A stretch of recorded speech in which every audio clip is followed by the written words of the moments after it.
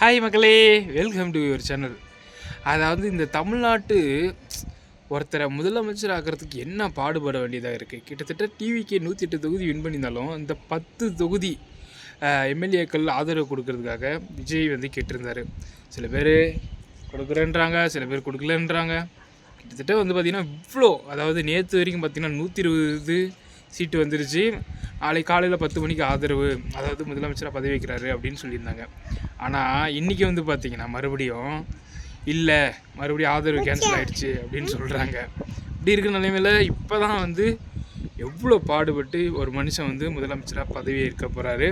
இதை பார்க்கும்போது என்ன தெரியுது, அடி மேலே அடி வாங்கி உள்ளே வந்து உட்காருவான் பாருங்க, அப்போ தான் அவனுடைய பவர் வந்து மக்களுக்கு தெரிய வரும் அப்படின்றதான் ஒரு இதுவாக இருக்க போது. நாளைக்கு எப்படியும் தளபதி விஜய் வந்து பதவி வைப்பார் அப்படின்னு சொல்லிட்டு எல்லாருமே வெயிட் பண்ணி பார்த்துட்ருக்கோம்.